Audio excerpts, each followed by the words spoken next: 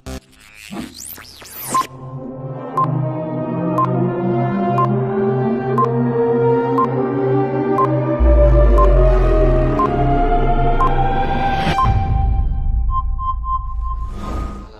warahmatullahi wabarakatuh. Saya Anwar Sanusi, mahasiswa Sekolah Tinggi Agama Islam Madali, Babakan Ciwaring, Cirebon. Jurusan Hukum Ekonomi Syariah semester 6. Mata kuliah Manajemen Pemasaran. Dosen pengampu Ibu Dini Selasi MM. Semoga beliau diberikan kesehatan dan keberkahan dalam hidupnya, dan kita semua juga diberikan kesehatan dalam menghadapi wabah COVID-19. Mari kita simak penjelasan berikut ini. Pengertian merek. Merek adalah nama, istilah, tanda, simbol, rancangan, atau kombinasi dari hal-hal tersebut yang dimaksudkan untuk mengidentifikasi barang atau jasa dari seorang atau kelompok penjual dan untuk membedakannya dari produk pesaing. Menurut Undang-Undang Merek Nomor 15 Tahun 2001, Pasal 1 Ayat 1, pengertian merek adalah tanda yang berupa gambar, nama, kata, huruf-huruf, angka-angka, susunan warna, atau kombinasi dari unsur-unsur tersebut yang memiliki daya pembeda dan digunakan dalam kegiatan perdagangan barang atau jasa. Sedangkan pengertian merek yang jarang diketahui oleh banyak orang, merek adalah salah satu elemen yang memegang peranan penting pada pemasaran. Ada cukup banyak perbedaan antara produk dengan merek. Produk adalah barang yang dihasilkan oleh sebuah pabrik dan bersifat mudah sekali untuk ditiru oleh pesaing. Sedangkan merek adalah suatu yang dibeli oleh konsumen, memiliki identitas dan nilai serta ciri-ciri tertentu, di mana merek ini biasanya sudah dipayungi oleh lembaga hukum sehingga tidak bisa ditiru oleh pesaingnya. Kita mengetahui pengertian merek. Selanjutnya adalah manfaat merek untuk setiap produk.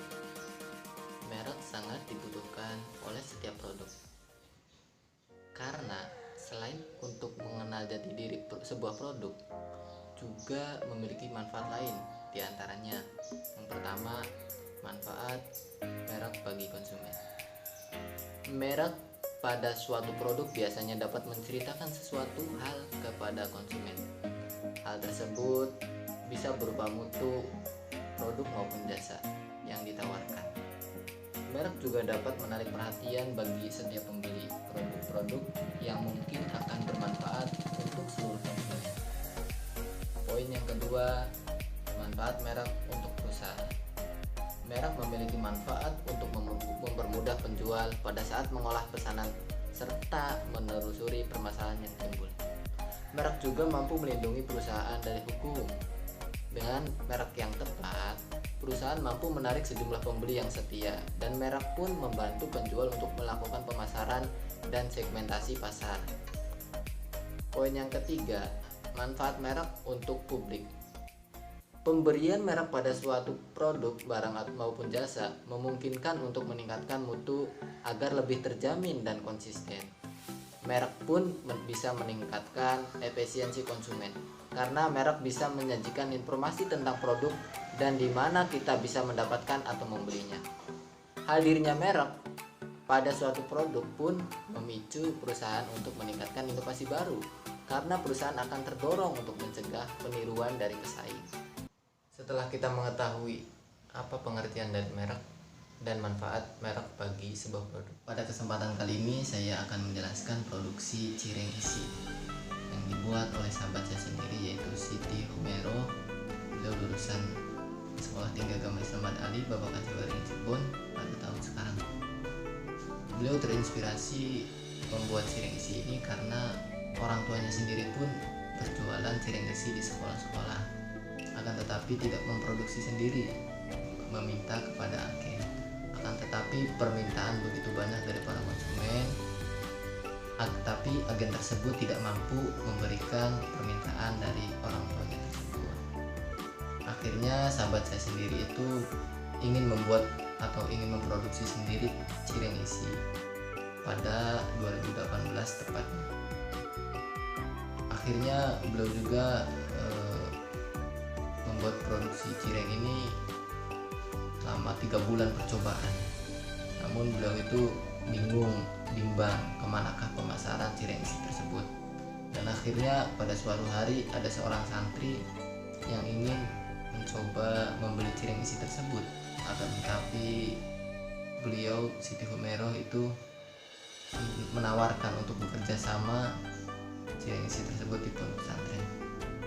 Alhasil alhamdulillah hasilnya adalah sangat luar biasa, sangat enak untuk dimakan dan juga sangat lezat. Nah, dari situlah mulai dipercaya cireng isi tersebut. Beliau pun akhirnya membuat merek pada cireng isi tersebut dengan 6 putra. Karena kenapa? Karena di keluarganya tersebut ada 6 bersaudara. Nah, setelah adanya merek cireng isi tersebut, akhirnya beliau menambahkan berbagai varian, yaitu ada varian rasa telur, rasa sosis, rasa ayam, rasa ati, rasa keju, dan juga rasa abon. Nah, dari sinilah beliau akhirnya terus memproduksi cireng isi tersebut sedikit demi sedikit, dan akhirnya permintaan dari mulut ke mulut itu makin banyak. Lambat laun akhirnya beliau itu menggunakan strategi pemasaran, yaitu SWOT yang 4, SWOT, dimana SWOT itu ada strength, weakness, opportunity, threats, dimana S-nya itu strength, kekuatannya itu memiliki rasa yang gurih, enak. Yang kedua yaitu weakness, kelemahannya itu expired atau yaitu tidak bertahan lama, mungkin antara 2-3 harian, itu pun di freezer. Terus opportunity, peluangnya itu beliau itu ke pesantren, ke kantin-kantin pesantren dan sekolah-sekolah terdekat. Terus yang terakhir threats, ancamannya itu adalah plagiat sampel. Nah, di sini saya akhirnya menanyakan kepada beliau apakah dari produksi cireng isi ini akan merambah ke produk tinggi atau persero tinggi atau PT atau perusahaan. Namun beliau itu ingin mencari dulu seorang yang bisa membawa cireng isi ini ke bentuk perusahaan, yaitu dengan membutuhkan 3 pilar, yaitu ada goods business atau goods business, terus ada akuntan, dan juga ada pemasarannya kemana. Nah, mulai di situ akhirnya cireng isi ini belum ada payung hukum, akan tetapi beliau ingin merancang agar cireng isi tersebut memiliki payung hukum. Oh iya, ada plagiat sampel, di mana plagiat sampel ini sangat merugikan sebenarnya, sangat merugikan setiap produk yang ada. Karena apa? Karena ketika kita produk sudah dipercaya namun ada plagiat sampel, itu akan membuat produk kita bisa tidak terkenal lagi, tidak ramai lagi untuk diproduksi. Tapi untuk kepada orang yang plagiat sampel itu, beliau itu merasa legowo karena rezeki itu yakin tidak akan tertukar.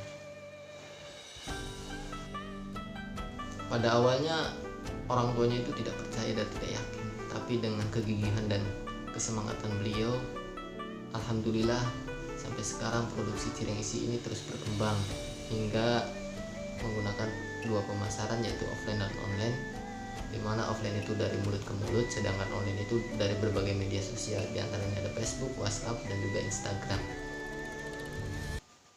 Inilah produksi yang sudah jadi, yaitu ada bentuk ati, abon, ayam, keju, sosis, telur, dan lain sebagainya.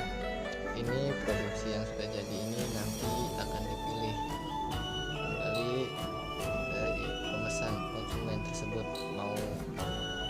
varian produk apa, apakah rasa telur saja atau campur, dimana satu loyangnya itu atau satu boxnya itu berisi 45 biji. Nah, setelah itu kita masukkan ke dalam box yaitu 45 biji dan kita tata dengan rapih agar hasilnya bagus. Setelah kita memesan cireng isi tersebut, kita mencoba untuk memasaknya.